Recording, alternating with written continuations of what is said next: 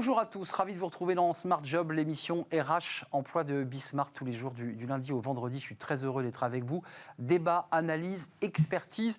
Tous les jours, au programme, aujourd'hui, bien dans son job avec le retour en présentiel et une diminution du télétravail, eh bien les salariés sont pour le moins chamboulés. On va en parler avec le psychologue du travail, elle sera notre invitée en visio dans quelques instants. Le livre de Smart Job, cette semaine, c'est la tradition dans Smart Job, chaque semaine un livre avec ce livre, Le droit à l'erreur, une étude très approfondie, éditée chez Duno. Son auteur Séverine Loureiro eh bien, sera avec nous pour nous expliquer ce qu'il a poussé à faire un travail aussi sérieux et aussi approfondi sur ce droit à l'erreur. La pause café, animée aujourd'hui par Eva Ben Saadi. Comment sortir, comment quitter Paris tout simplement? Quelles sont les villes qui sont plébiscitées? On fera le point avec elle. Vous verrez, il y a quelques surprises dans ce classement présenté par Cadre Emploi. Le cercle RH, c'est le débat d'actu comme chaque fin de semaine, avec une actualité chargée parce que c'est vrai qu'il y a eu des petites phrases, notamment de Bruno Le Maire, de Geoffroy Roux de Bézieux, le président du MEDEF, sur on ferme le robinet, sur on est entrepreneur, on n'a pas besoin d'aide pour se développer. En tout cas, on reviendra sur cette reprise économique qui est là, un chômage qui baisse, une croissance en hausse. On fera le point avec nos invités dans quelques instants, sans oublier évidemment de parler de l'épineuse question du télétravail, parce que ce dossier est sur le bureau de la ministre Borne. Et puis enfin, pour terminer notre émission, fenêtre sur l'emploi, on retrouvera une habituée de notre émission, Amélie Favre-Guittet. C'est la rentrée pour beaucoup, et avec cette question, comment relancer un recruteur? C'est vrai que souvent on se gratte la tête, on se dit j'en vois pas, qu'est-ce que je fais?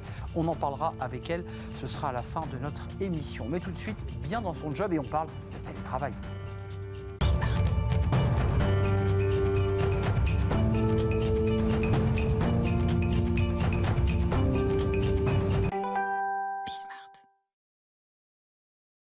Bien dans son job, c'est une question importante d'être bien dans son job. Alors, en présentiel ou en télétravail, on va en parler dans quelques instants, parce que c'est vrai que beaucoup de salariés, depuis quelques semaines maintenant, eh bien, ont été, pour certains, obligés de revenir au travail, avec une transformation, des bouleversements finalement dans le rythme qu'ils avaient depuis un an et demi. On en parle avec Brigitte Joubert. Bonjour Madame Joubert.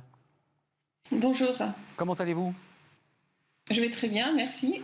Télétravail pour moi. Voilà, c'est ça. C'est important de dire qu'on va très bien, parce que ce n'est pas le cas de tous les salariés. Vous êtes psychologue du travail pour Positive You. Vous accompagnez des dirigeants, vous les suivez, vous les aidez. Sur ce point précis du télétravail, est-ce qu'on peut considérer que les salariés avaient commencé à s'habituer à ce rythme hybridé pour beaucoup, 3 jours au travail, 2 jours à la maison, et que petit à petit, quand on leur a demandé de revenir, évidemment, ça les a un peu chamboulés, ou ça les chamboule, d'ailleurs, parlons au présent. On peut parler au présent. Ils sont encore très chamboulés. Bien sûr, beaucoup de gens sont obligés de revenir au travail. Néanmoins, il y a encore plus de 70% de personnes qui souhaiteraient rester en télétravail. Donc 25% à peu près qui souhaiteraient reprendre un travail à plein temps. Donc c'est un chamboulement parce que les gens étaient bien, avaient retrouvé un certain sens dans leur vie, un certain équilibre entre la vie professionnelle et la vie privée.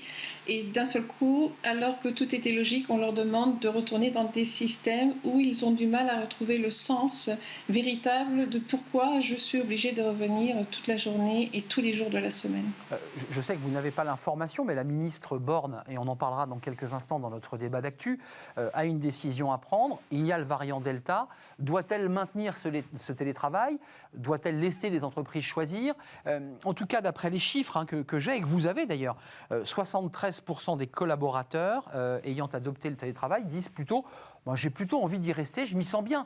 Donc évidemment, quand on demande aux collaborateurs de revenir, ça crée, j'imagine, des tensions que vous devez ressentir. Beaucoup de tensions et beaucoup de sentiments d'absurdité, de non-utilité, ce qui génère forcément en termes de qualité de vie au travail des choses désastreuses. On a beaucoup de gens en dépression, beaucoup de gens qui sont proches du burn-out. On risque d'avoir une augmentation des difficultés au travail et de la santé au travail. Donc Brigitte Joubert, la psychologue, là je m'adresse à la psychologue du travail qui suit ses salariés, ses cadres. Qu'est-ce qu'on doit faire? On doit être plutôt dans une négociation, dans la souplesse.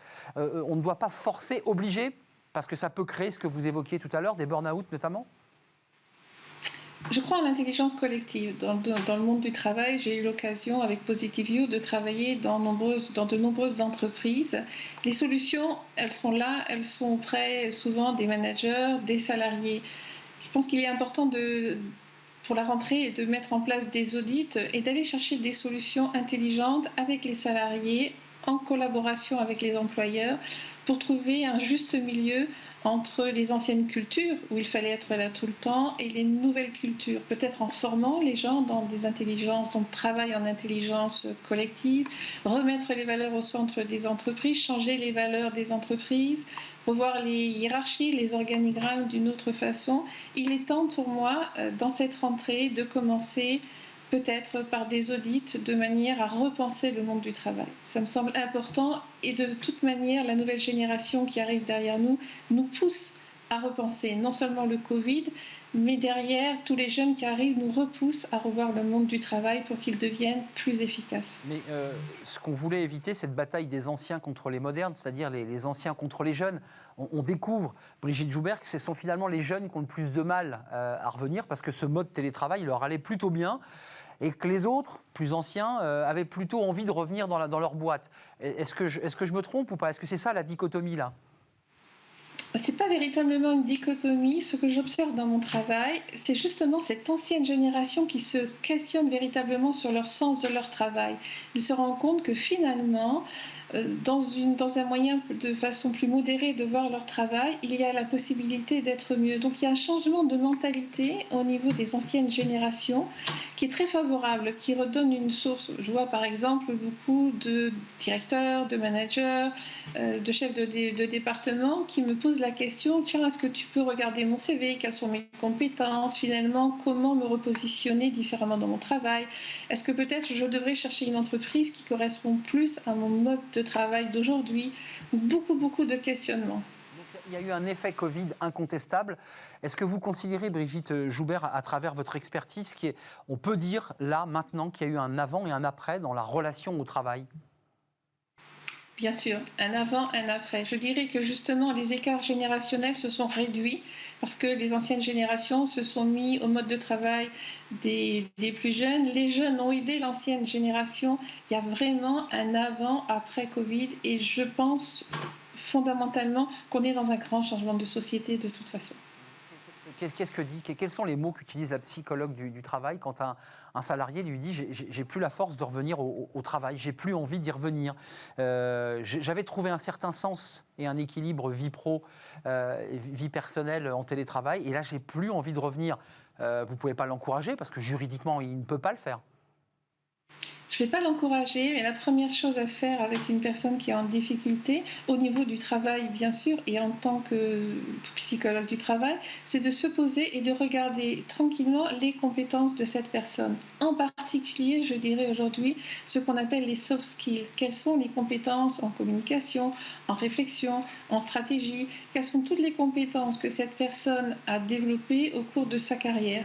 Il est important de repositionner les gens sur les valeurs positives qu'ils possèdent pour pouvoir repartir sur de nouvelles bases. Et après cette analyse de personnalité, de compétences, des valeurs de son entreprise, voir s'il est possible d'aligner les trois de nouveau, de relancer un nouveau souffle, ou si cette personne doit être amenée à rechercher un autre contexte de travail. On appelle ça l'examen de conscience professionnelle, quoi. C'est-à-dire qu'on fait une sorte de reset, on essaie de voir où on en est pour savoir où on va. Je précise, merci Brigitte Joubert d'être venue sur notre plateau. À distance, vous reviendrez nous voir en vrai, j'en suis sûr, parce que ce sujet, on va le traiter régulièrement sur notre plateau. Je rappelle que vous êtes psychologue du travail pour Positive You. Rappelons, Positive You, c'est une plateforme qui met en relation les entreprises, les salariés, et que les salariés peuvent s'exprimer de manière anonyme. C'est ça la force d'ailleurs de Positive You. La force de Positive You, c'est justement de mettre en relation toutes ces entreprises qui se questionnent aujourd'hui, de faire de manière anonyme des états des lieux, de pouvoir trouver des solutions et de générer des nouveaux modèles qui permettent aux salariés et à l'entreprise de se développer de manière continue et ensemble. Merci Brigitte Joubert d'être venue sur le plateau de Smart Job, enfin le plateau à distance évidemment. Vous viendrez nous voir, psychologue du travail chez Positive You. C'était les enjeux psychologiques du télétravail et on va bien sûr régulièrement en parler sur notre plateau. Tout de suite, c'est le livre de Smart Job. C'est un rendez-vous, vous connaissez dans notre émission chaque fin de semaine, un livre. On va s'intéresser, vous allez le voir, au droit à l'erreur. C'est tout de suite. Le livre de Smart Job, un livre chaque semaine, autour de toutes les questions évidemment ayant trait à notre émission, l'emploi, les ressources humaines, le coaching, la psychologie. On s'intéresse aujourd'hui avec Séverine Loureiro à votre livre, qui est un livre impressionnant, d'abord sur le plan didactique et des recherches. Vous êtes conférencière, auteur, responsable d'expérience collaborateur dans un grand groupe bancaire, et vous sortez ce livre, Le droit à l'erreur. Il est sorti chez Duno, il vient de sortir chez Duno il y a quelques semaines maintenant. C'est un livre passionnant parce que c'est vrai que l'erreur humaine, c'est une expression courante. Oh, tu sais, l'erreur est humaine. Et d'ailleurs, vous démarrez votre livre en prologue en disant très souvent les erreurs ont généré des inventions incroyables. Sauf que dans la vraie vie, on fait souvent, parfois, des erreurs qui ne fabriquent aucune invention géniale et on ne devient pas milliardaire. Parfois même, on est viré de son entreprise parce qu'on a fait une erreur. Et dès le début, vous nous dites attention. L'erreur, non seulement est humaine, on y a droit, et même, et vous citez les États-Unis, on a même le droit de se tromper plusieurs fois, parce que c'est aussi le propre de la vie. Enfin, vous tordez le cou finalement à ce que l'on vit dans l'entreprise au quotidien. Une erreur peut nous faire virer. Oui, tout à fait. Excusez-moi de le dire abruptement. Une erreur peut nous faire virer, et une erreur nous fera virer dans une entreprise qui n'a pas pris la mesure de ce que l'erreur peut apporter en apport positif. Parce qu'il y en a beaucoup, des apports, pour l'entreprise, pour le manager, pour le collaborateur, évidemment.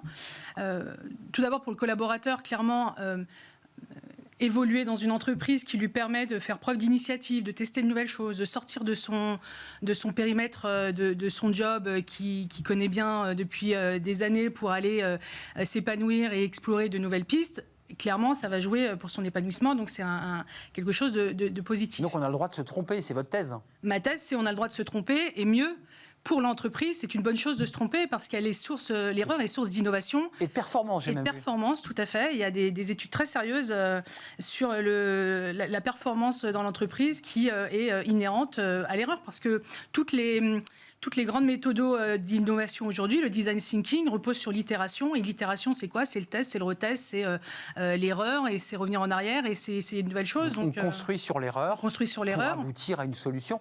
Tout à fait. Je voudrais juste pour ceux qui nous regardent, parce que certains doivent se dire, mais l'erreur, c'est pas l'échec. Vous le dites d'ailleurs dans la forme du livre, qui est très intéressant parce qu'il y a un travail didactique d'écriture, puis vous avez mis des petits graphiques comme si vous aviez dessiné vous-même à la main. Je ne sais pas si c'est vous qui avez fait ces iconos, donc c'est très sympa parce qu'on a l'impression que vous avez fait un pense-bête avec des tableaux très simples, faciles à lire. Il faut quand même le dire, c'est un livre accessible.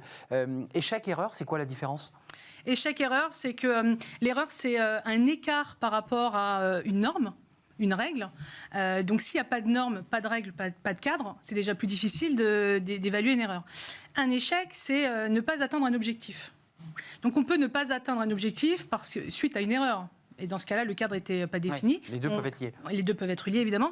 Mais on peut aussi ne pas atteindre un objectif parce que l'objectif était trop ambitieux ou pas suffisamment bien dimensionné. Et là, on est dans un échec. Mais l'erreur, ce n'est pas l'échec. Et l'erreur, ce n'est pas non plus la faute. Vous le mentionniez au début, on peut se faire virer pour une erreur. Il y a aussi... C'est un motif, en tout cas, où on peut être convoqué. Oui, on peut être convoqué. Et quand il y a contentieux devant la justice, c'est souvent parce que le collaborateur, lui, va plaider le fait qu'il n'y avait pas de cadre et qu'il ne savait pas forcément qu'il était en train de commettre et de bonne foi, une erreur. Et de bonne foi, parce qu'il y a cette notion de bonne foi et de volontaire-involontaire dans ces notions d'erreur. Erreur, échec, c'est involontaire. Faute, c'est volontaire. C'est une transgression volontaire d'une norme. On a créé une norme, on l'a fabriquée, on l'a transgressée, on ne l'a pas respectée. On est dans la faute. L'échec, c'est autre chose.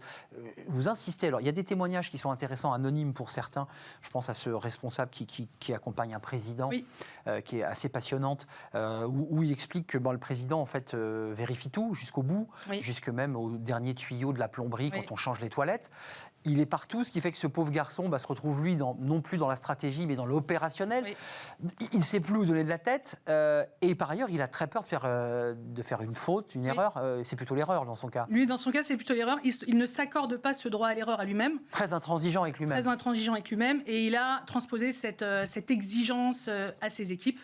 Et ces équipes, elles, du coup, se trouvent sclérosées parce qu'au moindre geste, à la moindre initiative, elles ont elles-mêmes peur de faire l'erreur qui va décevoir et potentiellement se faire sanctionner par le président. Et donc, personne n'avance. Le président, il est embourbé dans son opérationnalité et dans son contrôle de tout, de la petite ligne. Et l'équipe, elle est embourbée dans cette peur de sortir du cadre et d'aller chercher l'innovation. Donc, ça ne génère pas de dynamique. Ça ne génère pas de dynamique. Et d'innovation et d'invention. Exactement. Quelques mots avant que je vous pose la question rituelle dans notre émission sur les raisons qui vous ont poussé à passer des heures devant un ordinateur et des recherches, parce que c'est des heures de travail. Les managers, parce que vous parlez du phénomène Pygmalion à l'envers, oui. Et c'est fréquent dans les contentieux, oui. où le collaborateur dit « mais c'est l'ordre que l'on avait donné, j'ai respecté cet ordre et on a abouti à une erreur ». Qu'est-ce qui se passe? Parfois le manager n'est pas clair et donc forcément ça entraîne l'erreur? Tout à fait. S'il n'y a pas de cadre, si le manager n'est pas clair, mais parfois le manager lui-même n'a pas reçu des directives claires. Parce que lui aussi peut renvoyer la balle. Voilà. Effectivement, c'est plus compliqué. Enfin, ça, c'est complètement une source qui va générer une erreur, puisque le collaborateur, sans cadre, peut partir dans une direction qui n'est pas la bonne. Et l'effet Pygmalion que vous citez, c'est absolument involontaire de la part du manager. Hein. C'est vraiment le Pygmalion inversé, c'est-à-dire que le manager, à partir d'une suspicion d'erreur du collaborateur, peut le mettre dans un cadre où il va plus le contrôler, il va serrer plus les lignes, il va moins lui accorder de confiance et d'initiative. Et ça peut mettre le collaborateur dans une situation tellement de stress et de...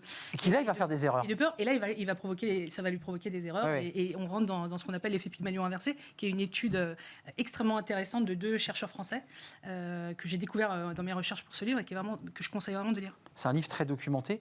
Qu'est-ce qui vous a poussé, Séverine Loureiro, à écrire un livre? Parce qu'on est au carrefour de la méthodologie, de l'organisation, mais aussi un peu de la psychologie.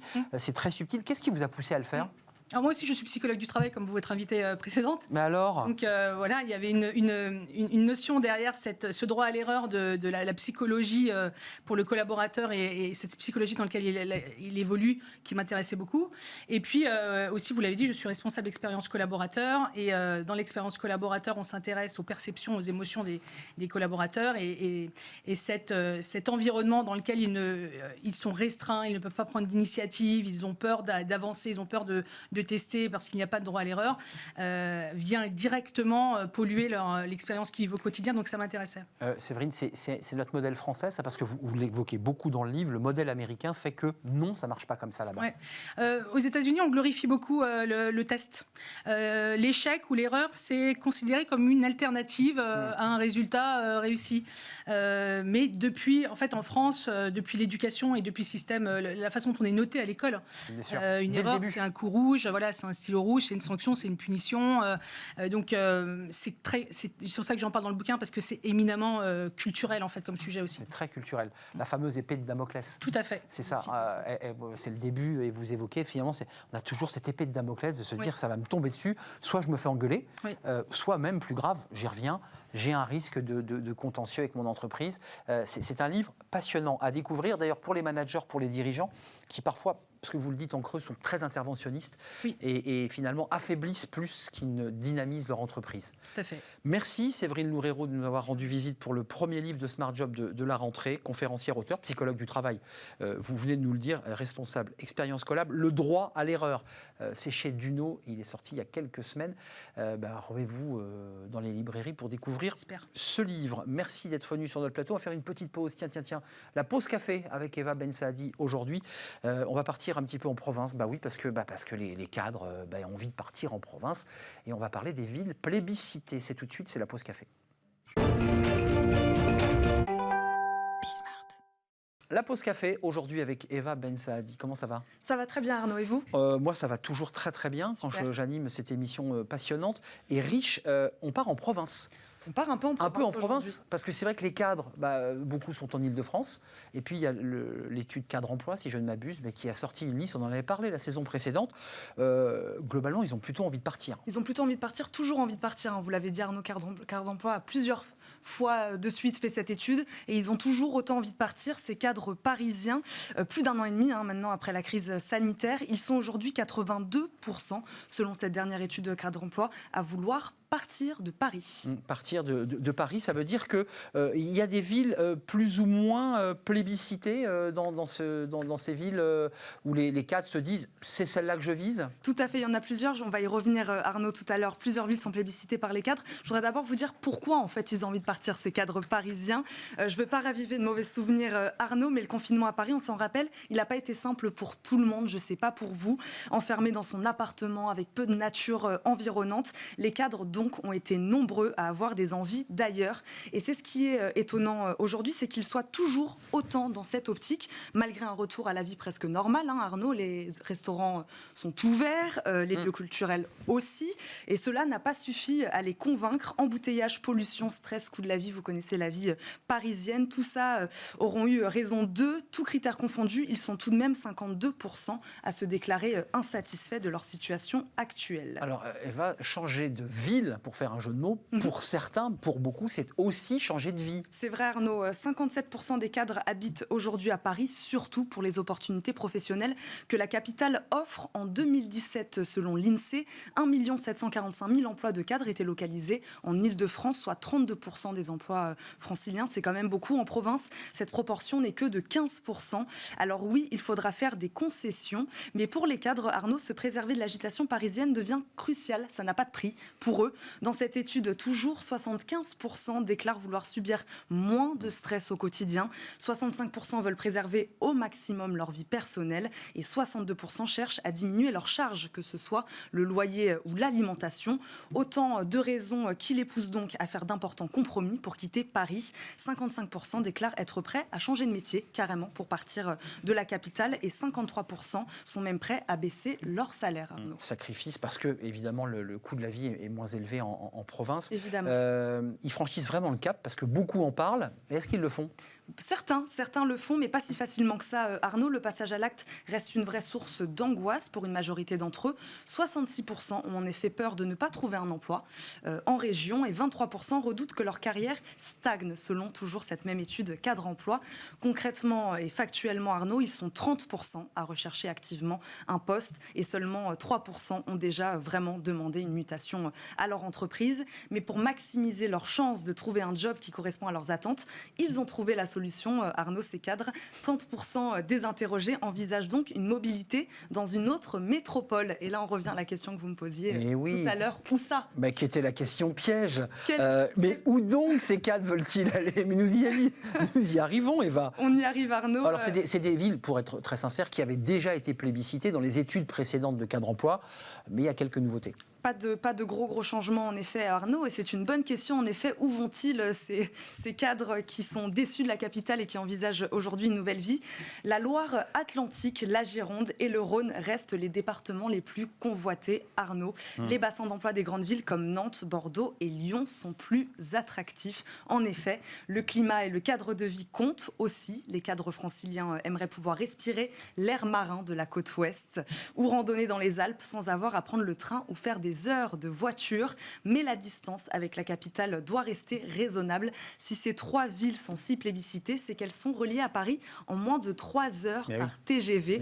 Donc non, Arnaud, on ne coupe pas le cordon si facilement. Et je précise, moi, vous savez qui aime la région centre, que la ville de Tours est en 10e position de ce classement. Elle est un peu remontée d'ailleurs, parce qu'elle n'était pas dans les 10, parce que cette ville a aussi un TGV, faut-il le rappeler. Donc ce sont des villes plutôt dynamiques de métropole qui bénéficient de tous les services et qui permettent aux cadres de pouvoir joindre l'utile à l'agréable. Merci Eva. Merci à vous. On se retrouve demain, si je ne m'abuse. Je crois. Pour une nouvelle pause café, sans piège évidemment. On fait une courte pause. On se retrouve juste après. C'est le cercle RH, notre débat d'actualité. Il y a beaucoup de choses évidemment. La petite phrase de Bruno Le Maire sur la fin du quoi qu'il en coûte, la réponse de Geoffroy Roux de Bézieux sur les aides qu'on doit arrêter car l'entrepreneur est là évidemment pour créer de la richesse. Et puis on parlera aussi de ce débat un peu épineux qui est sur le bureau de la ministre Borne, le télétravail, les télétravailleurs. Est-ce que les salariés vont rester en télétravail ? Faut-il les faire revenir à 100% en présentiel ? Le dossier n'est pas clos. On en parle juste après cette courte pause.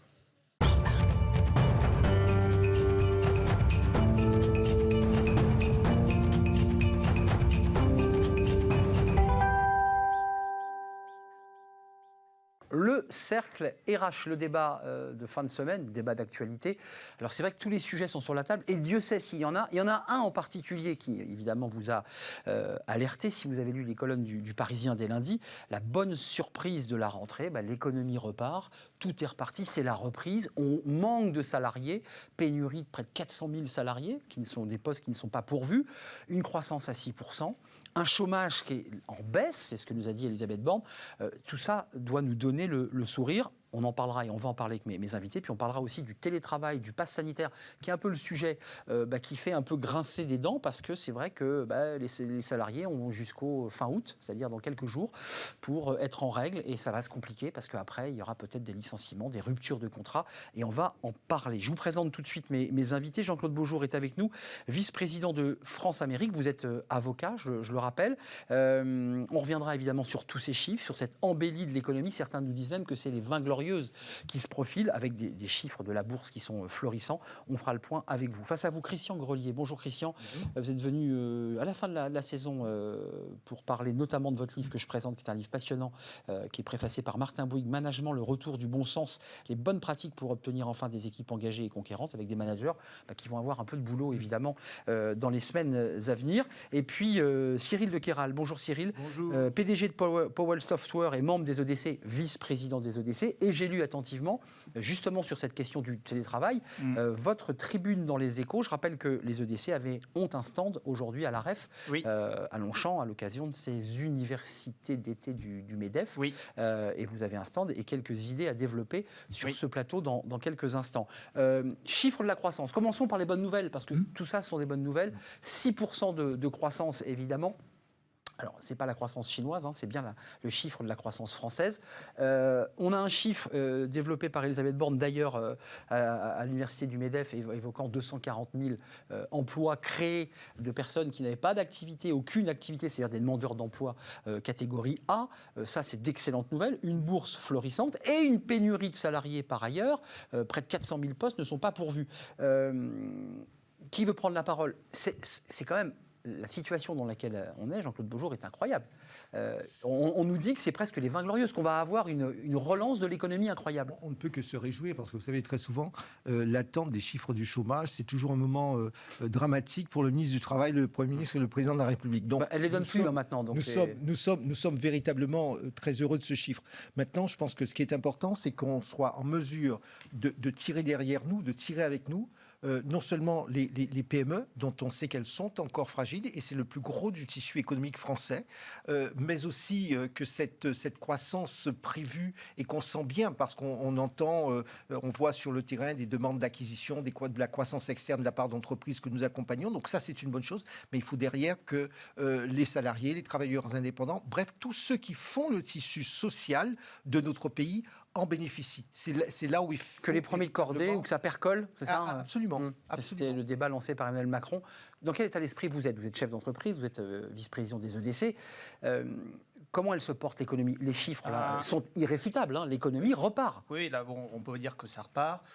Nous, on a des opérations aux États-Unis. Aux États-Unis, en ce moment, c'est complètement incroyable. Il y a eu quand même 11 millions de personnes qui ont démissionné de leur travail entre...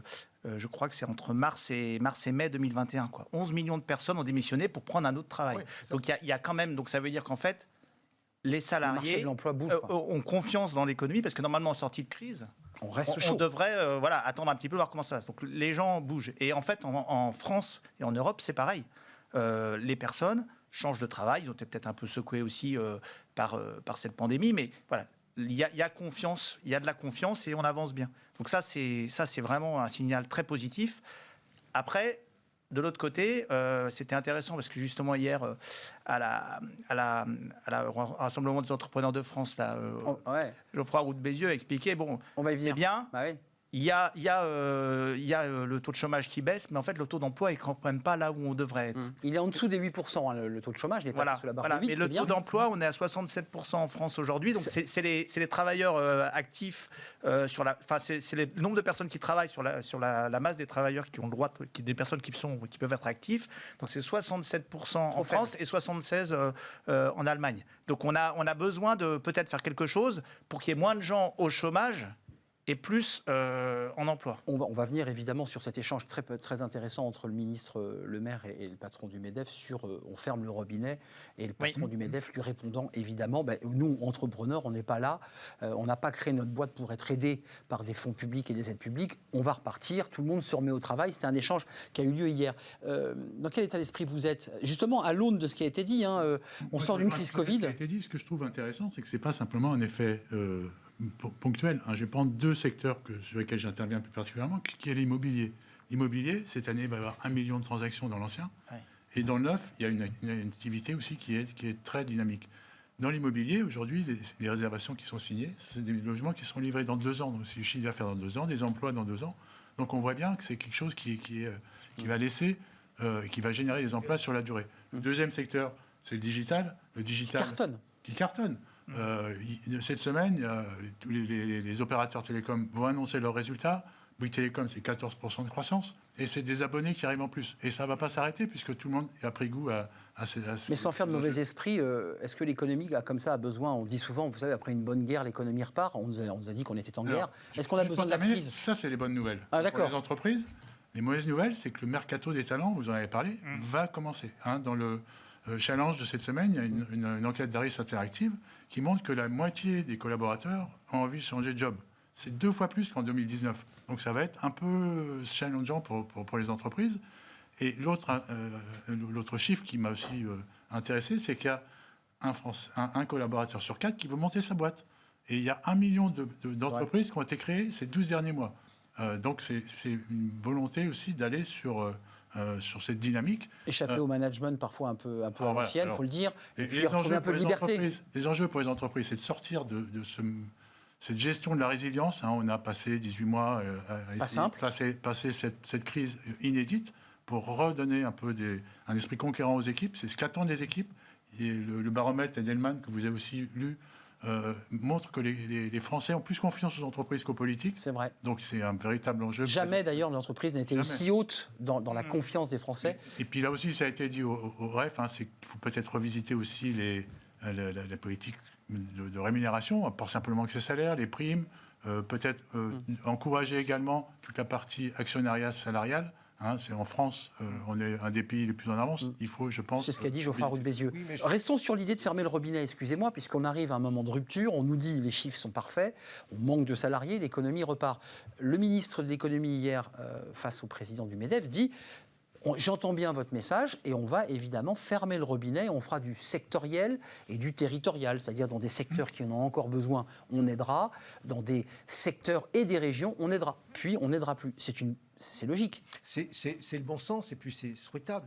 Il ne serait pas normal qu'on traite toutes les entreprises de tous les secteurs de la même façon. Je pense que dans une crise ou après une guerre, quelle que soit, il y a toujours des opportunités qui naissent des périodes d'instabilité. Je crois que c'est l'occasion pour nous et c'est une bonne chose que l'entreprise soit aussi mise en avant par nos concitoyens, c'est qu'effectivement on revoit un peu, on revisite notre rapport à l'entreprise, notre rapport au travail. Ça va peut-être nous donner des occasions, des opportunités de repenser le travail. On le verra sur les 2 autres sujets. On est dedans. De repenser le travail, de repenser le rapport à l'autre, de repenser le rapport à l'entreprise. Bref, tout ceci est une bonne chose. La seule chose qu'il faudra, c'est comment on fait. Effectivement, quels sont les choix qu'on va opérer en fonction des secteurs, comment on fait. Il reste encore des salariés au chômage partiel. Absolument, c'est pour ça. Et quand on a parlé de la pénurie des talents, c'est toute notre difficulté en France, savoir former les bonnes personnes pour les emplois disponibles et pas avoir une flopée de gens qui ont peut-être de très belles formations mais qui ne débouchent pas sur un emploi direct. Et c'est là où le challenge... Il y a une offre, pas toujours la demande qui correspond, parce qu'il y a les talents, il y a aussi la main-d'œuvre dont on va avoir besoin. Excusez-moi de vous la poser abruptement. Vous avez un stand à la REF, porte à l'hippodrome de Longchamp. Vous avez entendu cette petite phrase aussi de Geoffroy Roux de Bézieux, parce que certains disent la relance, il faut augmenter maintenant les salaires. Et il a répondu oui, mais attention au risque inflationniste. Il n'y est pas hostile. Qu'est-ce qu'on fait ? Parce que c'est vrai que cette relance va donner envie aux salariés d'aller pousser la porte de leur DRH pour dire écoutez, nous aussi, on voudrait profiter des fruits de cette réussite. De toute façon, on est dans un monde quand même assez ouvert. Et tout à l'heure, on l'expliquait bien aussi. qu'en fait, finalement, aujourd'hui, les gens aspirent à autre chose, ils aspirent à avoir de la mobilité. La mobilité, elle est possible. Donc après, derrière, le monde étant ouvert, il faudra payer les gens au juste prix pour qu'ils viennent dans son entreprise. Non, mais donc en fait, le risque, c'est que chaque salarié et les millions de salariés qui vont remonter les manches, parce que c'est un peu ce que dit le ministre de l'économie. Voilà, on sort de cette crise qui a été terrible, on remonte les manches, on repart au travail et on crée de la richesse. Il faut que les salariés en profitent. Oui, il faut qu'ils en profitent, mais il y a une chose qu'ils ont dit aussi. À la fois Bruno Le Maire et à la fois Geoffroy Roux de Bézieux, il faut travailler plus.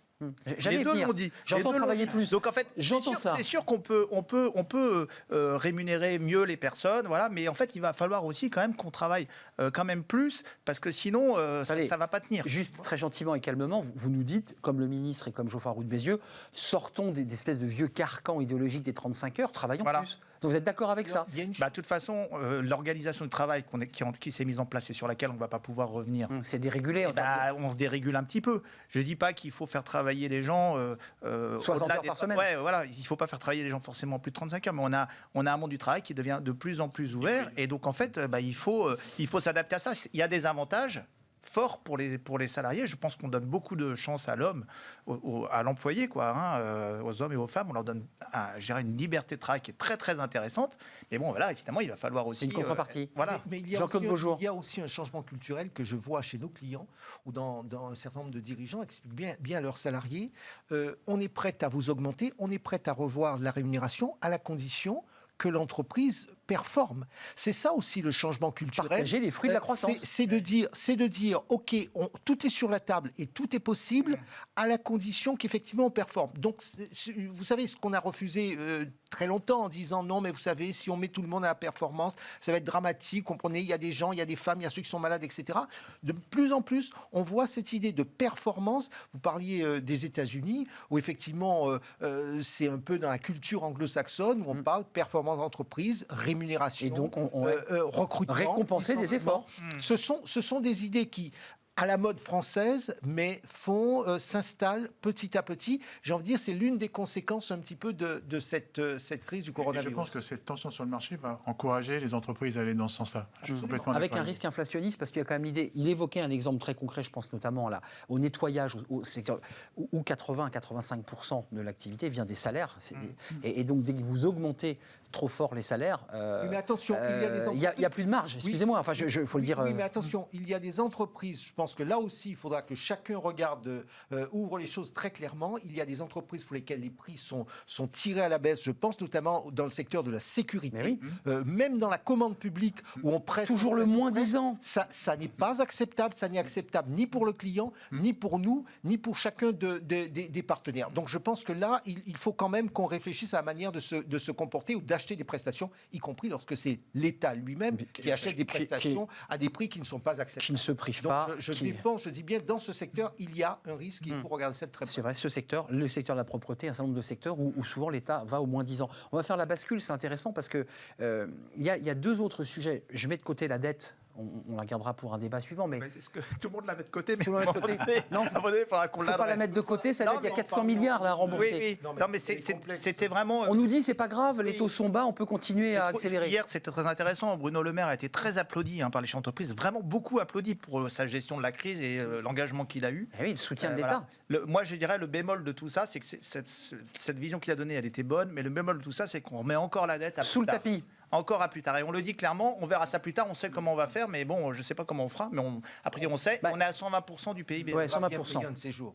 Donc ça, c'est quand même vraiment quelque chose qu'il faut... Vous craignez des hausses d'impôts, pour le dire simplement, parce qu'il y a ce débat qui est quand même sous-jacent de se dire, pour rembourser une dette, on sait comment on fait, on réduit la dépense publique, puis on augmente les impôts. Pour l'instant, en tout cas pour les entreprises, c'est pas la trajectoire. En fait, on est en train d'harmoniser au niveau européen l'impôt. Et donc en fait, aujourd'hui, l'IS est en train de baisser. Quand même bien baisser. Ça sera peut-être pas sur l'IS qu'on jouera, ça jouera sur d'autres impôts, ou ça jouera sur un désengagement de l'État sur un certain nombre de sujets, mais il va bien falloir, et je partage complètement votre avis, il va bien falloir parler de la payer de cette dette. Moi, l'idée... Non, mais je voulais pas noircir ce débat formidable avec une reprise incroyable. Non, je rigole, mais je souris même, mais quand même, il faut en parler de cette dette. Vous savez que c'est une bonne chose d'en parler, je vais vous dire pourquoi. On a trop dit qu'on ne veut pas en parler parce que ça n'est pas très important. Ça donne à nos concitoyens, à nos auditeurs, auditeurs le sentiment On rase gratis qu'on rase gratis. Et puis surtout, ils se disent, tous ces leaders d'opinion, ils nous disent qu'il n'y a pas de problème. Et puis demain, on dira autrement et on vous dira, vous, moi, chacun, faut payer. vous mentez. Et puis surtout, on dira, vous nous avez menti. Moi, je préfère dire la vérité. Je pense qu'à un moment donné, il faudra payer parce que pour moi, lorsque j'emprunte, lorsque je vis à crédit, à un moment donné, il faut que je paye. Un tout petit mot, Christian Grelier, parce que je ne veux pas qu'on se quitte. Il nous reste du temps, mais sans parler de cette question du télétravail qui avec votre tribune, qui montre une forme de dérégulation du travail. La dette, il faut en parler quand même, parce que dans toutes ces bonnes nouvelles, il y a 400 milliards, il y a 120% de notre PIB, qui est évidemment une dette. Elle est là quand même. L'Europe nous regarde. Non, mais de toute façon, la dette, il faudra la rembourser, mais on la remboursera d'autant mieux que l'activité aura reprise et aura dégagé de la marge. On va la suivre, cette dette. C'est pas du tout la même chose qu'en 2008. Ou 2008, c'est vrai. Une crise incroyable. Gérée différemment, sur le plan de la stratégie. Et il y a eu des années pour s'en remettre, dans tous les domaines, y compris les domaines que j'ai cités, qui étaient gravement atteints.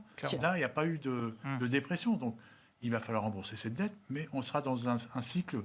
Alors, ce sera les 30 glorieuses ou les 20 glorieuses, je ne sais pas, mais il y aura un peu de gras. Oui, c'est vrai que pour pouvoir un crédit est d'autant plus facile à rembourser qu'on a des moyens. Donc, donc c'est certain que si on a une bonne croissance, ça sera plus facile. Je fais la transition, Christian Grelier, sur cette question du télétravail. On l'a évoqué tout à l'heure. Vous faites une tribune, vous allez y revenir.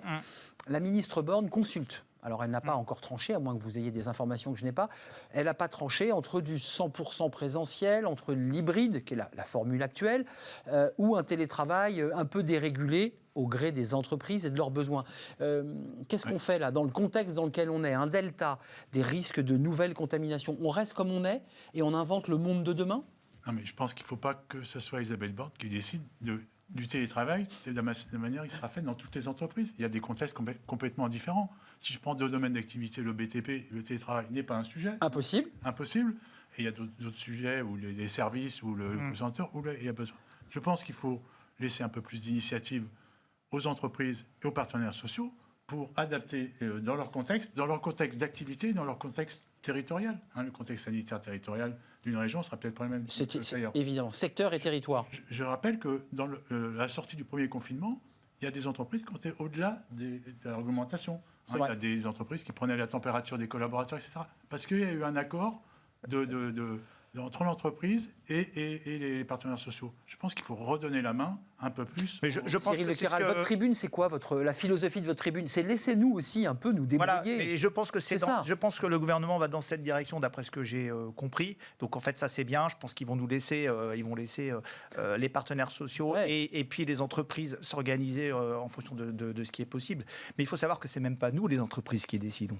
Parce qu'en fait, finalement, en réalité, les salariés, on a fait découvrir pendant 1 an et demi une façon de travailler différente. Ils veulent plus revenir. Comment voulez-vous que je dise, moi, à mes salariés qui ont 30 ans de moyenne d'âge, et que je leur dise maintenant, ça y est, la pandémie est derrière nous. On rentre Et vous venez tous au bureau 5 jours sur 5. Vous avez le droit de le faire. Oui, bien sûr, de 9h à 18h. Et voilà. Et je vous rappelle, les horaires sont écrits dans le règlement. Vous devez suivre ces horaires. Aujourd'hui, ce serait absurde de proposer ça. Vous ne pouvez pas le faire? Si, on peut le faire aujourd'hui. Mais pourquoi vous ne le faites pas? Parce que vous perdez vos forces vives. Forcément. Donc en fait, aujourd'hui, il faut laisser ces discussions se faire. Clairement, le télétravail a été aussi une bonne chose pour les employés et une bonne chose pour les entreprises. Parce qu'en fait, on a vu qu'on avait eu du gain de performance, ça c'est sûr. Maintenant, derrière, il y a quand même des vrais sujets. Et le sujet principal de tous les chefs d'entreprise aujourd'hui, c'est comment, dans ce monde de travail hybride, je conserve ma culture. Mais oui. Comment je conserve l'engagement de mes employés, comment j'assure la communication. Et nous, moi je vois, aux EDC, on a 3200 chefs d'entreprise dans l'ensemble de la France. C'est une question que tout le monde se pose. Et chez mes clients aux États-Unis, en Allemagne, partout, tout le monde se pose cette question-là. Comment je vais garder les salariés comités? Jean-Claude Beaujour, je vais vous dire pourquoi. Télétravail ou pas télétravail? Alors, je vais vous dire pourquoi je suis pour un système hybride. Oui. Qui est déjà le cas, il faut le dire. Oui, mais pourquoi est-ce que je suis pour ce système hybride? Parce que nos entreprises, premièrement, ont besoin de stabilité, de visibilité. On ne peut pas, voyez-vous, on dit que le ministre consulte. Très bien, mais une entreprise, une équipe, ça ne se gère pas à 2 heures. On ne peut pas appuyer sur un bouton en disant vous restez ou vous revenez. Ça demande de la gestion. Donc, nos entreprises ont besoin d'un minimum de visibilité. La deuxième chose, c'est que nous pouvons à tout moment avoir une autre crise sanitaire. Ce qui veut dire qu'il faut que nous imaginions un système qui nous permettra de faire face aux éventuels L'hybride dangers. étant la solution intéressante. L'hybride étant la solution intéressante. Et j'ai un troisième élément. Pour moi, il est particulièrement intéressant à la fois de stabiliser les salariés, parce que les salariés ont vécu un certain stress. Vous savez, ça n'est pas facile de dire aux gens, bon, ben, peut-être que oui, peut-être que non, vous viendrez ou vous viendrez pas. Ça suppose une organisation, et ça doit être... il faut imaginer quelque chose de pérenne. Enfin, je pense que nous avons beaucoup parlé de développement durable. C'est l'occasion de se dire comment imaginer, et j'appelle à un changement culturel en matière de travail, comment imaginer le monde d'aujourd'hui, pas de demain, mais d'aujourd'hui, en faisant en sorte que nos salariés qui parfois font beaucoup de kilomètres, nous sommes parisiens pour certains, mais certains 1 heure et demie de transport, 2 heures de transport, etc. Comment développer les régions avec le digital, avec le télétravail? C'est l'occasion de repeupler nos régions, de faire en sorte qu'il y ait une décentralisation économique. Une décentralisation économique, c'est particulièrement important, et éviter que, par exemple, les loyers flambent en capitale ou en grande ville, et puis qu'ils soient 10 fois moins importants en région. Donc, pour toutes ces raisons, moi, j'en appelle à un changement culturel. C'est l'occasion de saisir, c'est une opportunité de saisir cette crise sanitaire, et est une opportunité pour nous, parce que précisément, demain, on pourrait avoir, très bien, dans 6 mois, dans 1 an, une autre crise. Et il faut y être. C'est ça, se préparer. Il faut y être prêt. On a quand même le sentiment, on l'a vu tout à l'heure dans la chronique d'Eva Ben Saadi, quand même dans le cadre emploi, la liste des villes plébiscitées, on voit quand même que les cadres de plus en plus visent des métropoles en province, et qu'il va falloir évidemment peut-être décentraliser économiquement finalement ces régions qui sont certaines parfois des déserts, qu'il va falloir aider. Christian Grelier, quelques mots quand même, parce qu'il y a ce télétravail, c'est pas tranché. La ministre hésite, elle consulte, elle voit les syndicats qui, pour certains, sont un peu hésitants sur le télétravail. C'est un autre sujet. Puis il y a la question du pass sanitaire. Parce que on nous le réclame quand on va au restaurant, normalement. On nous le réclame dans certains centres commerciaux. Mais alors, quand on rentre au travail, la date butoir, c'est le 30 août. Le salarié qui ne sera pas en règle pourra être potentiellement... Pour être précis, le 30 août, c'est pour les collaborateurs qui sont en contact avec le public. Oui, d'accord. Mais les entreprises. Donc ça concerne 1,8 million, je crois. Ça représente du monde. Ça représente du monde. Je trouve ça à peu près logique que les collaborateurs qui sont en contact avec le public soient... Il y avait un recours au Conseil d'État des pompiers, vous avez vu, qui a été retoqué. Mais enfin, les pompiers disaient, nous, on ne veut pas se faire vacciner. Il y avait 642 pompiers, ils ont été retoqués. Enfin, c'est pareil pour les gendarmes, la police, vous êtes d'accord? Non, mais ce que je veux dire par là, c'est pourquoi ne pas mettre un pass sanitaire aussi dans l'entreprise? Alors pour l'instant, c'est pas d'actualité. J'ai entendu. Non, mais je vous vois pas lire. J'ai entendu récemment Jean Castex qui a dit c'est pas d'actualité. Non, on est d'accord. De question qu'on étende le pass aux entreprises. Sanitaire. Je pense que là aussi, il faut redonner la main aux entreprises. Parce que ça pose des problèmes de droit très opérationnels. Je veux dire, violation du secret médical. Dans l'entreprise, seul le médecin du travail peut avoir accès au dossier, mais n'a pas le droit de diffuser les informations médicales. Le restaurateur qui me regarde mon pass sanitaire. Il ne faut pas oublier que sur les questions de santé, on ne peut pas employer quelqu'un ou la licencier pour des questions de santé. Or, c'est bien concrètement ce qui risque de se passer. En tout état de cause, on va suspendre le contrat de travail. Il y a une sanction financière. Bref, ça pose des problèmes très concrets. Mais techniquement, juridiquement, vous êtes avocat. Est-ce qu'on sera en mesure de le faire début septembre? Un employeur dit à son salarié, vous n'êtes pas en règle, je vous licencie. Non, je vais vous dire pourquoi. Parce que c'est très bien.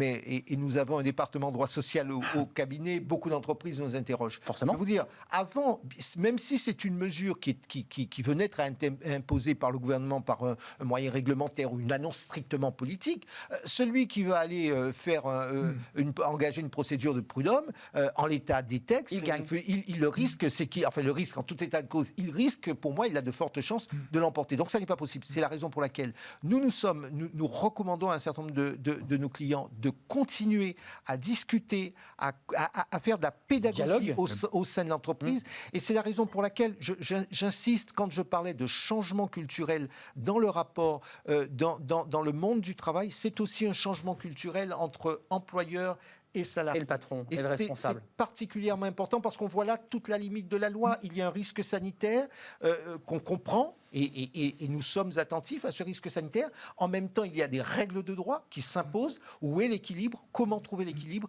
On ne peut le faire que par le dialogue. Évitons de faire des procès à tout. Mot de la fin, Cyril Lequéral, vous êtes chef d'entreprise et vous êtes à la fois le vice-président des EDC. Vous avez ce problème, vous êtes dans une discussion avec votre service RH, avec des gens vos collaborateurs, 4, qui vous disent, là j'ai 1 ou 2 salariés qui sont dans une posture où ils ne veulent pas se vacciner. Est-ce que c'est une situation que vous vivez? Non. Non, on vit pas ça. Voilà, regardez quand même, quand on est allé au restaurant, Ah oui, ça ne nous a pas posé de gros le problèmes. montre. Dans l'entreprise, c'est pareil. Maintenant, aujourd'hui, on vit quand même avec la pandémie, donc on sait qu'on doit En toute faire transparence, vacciner, on vous etc. dit, bon, je suis- Il y en a qui portent le masque, etc. Mais globalement, en fait, ce qu'on veut tous, c'est aussi avancer et retrouver un peu notre liberté. Donc, en fait, on est tous prêts à faire un petit peu des sacrifices aussi. Voilà, présenter son... à la REF, hier, fallait présenter son passe sanitaire. Ça Non, mais posait problème C'est à ça qui est personne. important, c'est ce que vous venez de dire, c'est qu'il faut s'habituer à vivre avec la pandémie. Il n'y Voilà. aura pas la fin de la pandémie à la fin de Voilà. l'année. Non, mais je vous pose la question. Les EDC, vous êtes 3200 membres, Oui. donc 3200 chefs d'entreprise. Oui. Ça représente beaucoup de salariés en bout de chaîne. Entreprises et dirigeants chrétiens, est-ce qu'on se sépare d'un collaborateur parce qu'il ne vous a pas fourni le 1er septembre un document donnant les 2 vaccins? C'est ça ma question. Pour l'instant, c'est pas comme ça que ça va se passer, puisqu'en fait, d'abord, ça met en place à partir du 1er septembre. Après, il y aura une période de tolérance. Après, Puis une derrière, mise à on peut pied. laisser la personne le temps de se vacciner ou de se mettre en règle en prenant des congés d'RTT. Et après, derrière, on peut aussi l'affecter sur d'autres postes temporairement. C'est exact. Voilà. Si Donc, on ne en fait, trouve pas, Mais Voilà. ça ne règle pas le problème parce qu'il faut pouvoir affecter sur d'autres s'il n'y a postes. pas de poste, Il faut pouvoir affecter lorsqu'on sait que mais vous êtes mieux placé Ouais, que nous ouais, pour ouais. savoir. Ouais. C'est un tissu de PME, voire de petites entreprises, Ah oui, donc y a c'est pas plus de- compliqué. Et pas un groupe. c'est vraiment, je reviens vraiment à mon idée première, c'est que de dire, au fond, on a décrit un processus réglementaire et juridique. Maintenant, le vrai sujet, c'est comment arriver à faire comprendre à nos concitoyens qui sont salariés que nous avons, une situation qui ne va pas s'arrêter. On ne va pas nous annoncer tout d'un coup le virus fini. a disparu et très bien, on recommence comme avant. Donc ça, il va falloir qu'on se prépare à d'autres crises sanitaires qui pourraient arriver. On a entendu parler d'Ebola qui traîne ici ou là. C'est vrai. Bref, il faut imaginer un système où on va redonner la confiance. Et là-dessus, je pense que là où il y a un effort à faire, pour le coup, c'est le bémol du gouvernement, mais il y a aussi, c'est pas complètement de sa faute, c'est que la parole publique a été discréditée lors de cette crise. Donc il faut redonner la confiance sur ces sujets-là. Ça sera le mot de la fin. Confiance et transparence. Merci Jean-Claude Beaujour, vice-président de France-Amérique. On a parlé des États-Unis notamment à travers vous. Christian Grelier, vous êtes fondateur de Money Time Conseil, je ne l'avais pas dit, et auteur de ces livres passionnants, Management, le retour du bon sens. Voilà, parce que les managers doivent aussi s'adapter à ces nouvelles configurations. Et puis notre invité de Kéral, votre prénom m'échappe. Cyril. Cyril, Voilà. vice-président des EDC, avec cette tribune à lire dans Les Échos, justement sur la liberté à donner aux chefs d'entreprise de choisir la bonne, le bon niveau. Merci d'avoir répondu à notre invitation. L'émission est presque finie, c'est Fenêtres sur l'emploi. On est un petit peu en retard, évidemment, dans tous les débats d'actualité. Nous débordons. On retrouve Amélie Favre-Guittet qui va nous expliquer est-ce qu'il faut ou pas relancer un recruteur. Tiens, on hésite à la rentrée, on se dit tiens, j'avais envoyé une lettre, est-ce que je le relance? Comment je le relance? Elle nous en parle.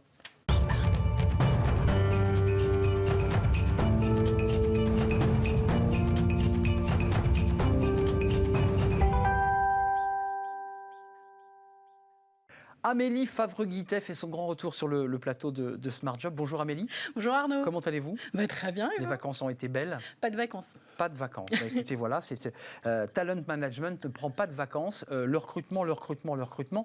Justement, c'est la question qu'on se pose aujourd'hui et que vous vous posez et à laquelle vous allez tenter de répondre. On relance le recruteur. Comment on fait là? C'est la période où on relance. Ouais. C'est la bonne période là pour relancer le recruteur. C'est la bonne période. Tout le monde est revenu au bureau.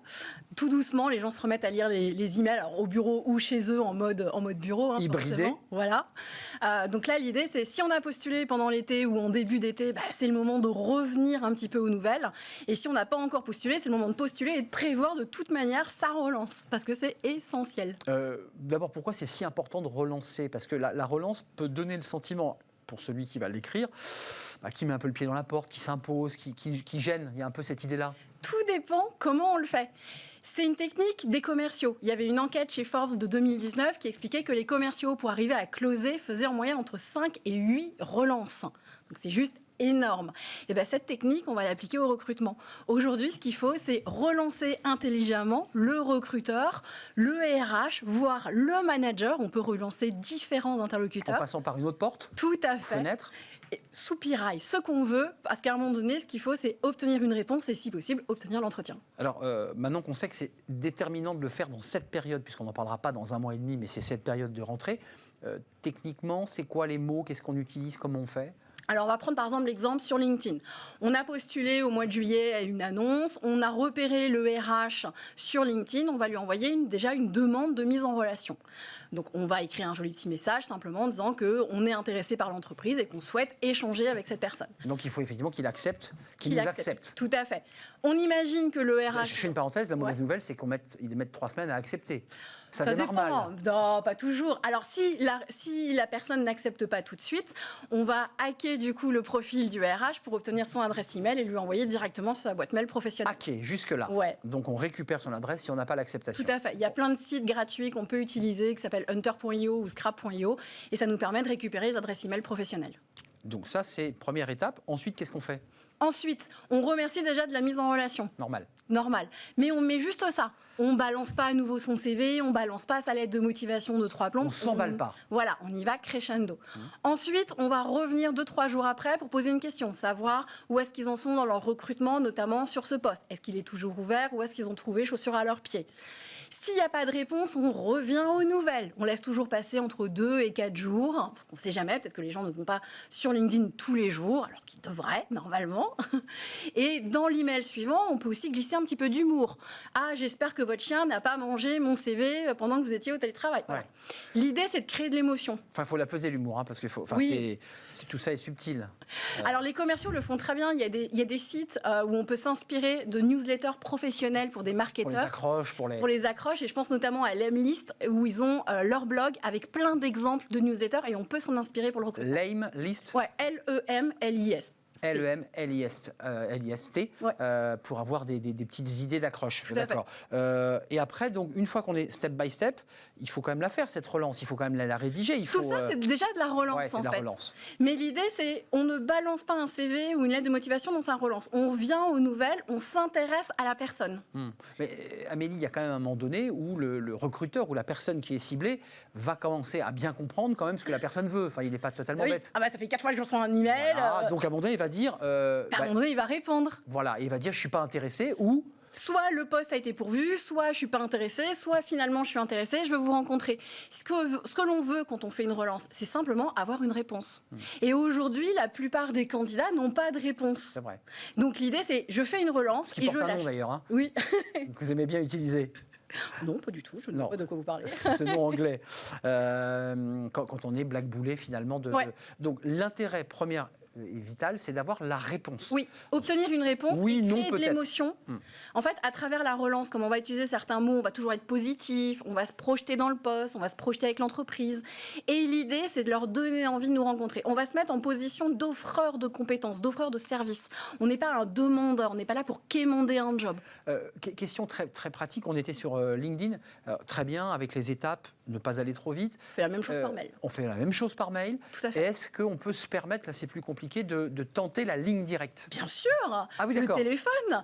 Si jamais on a le numéro de téléphone, on y va. Que ce soit le matin, le midi, le soir, on tente à différents créneaux pour essayer d'avoir l'interlocuteur en direct. Si on n'a pas le numéro de téléphone, un coup de Google. Les entreprises sont très bien référencées dans Google. Et on arrive à trouver le numéro de téléphone du standard.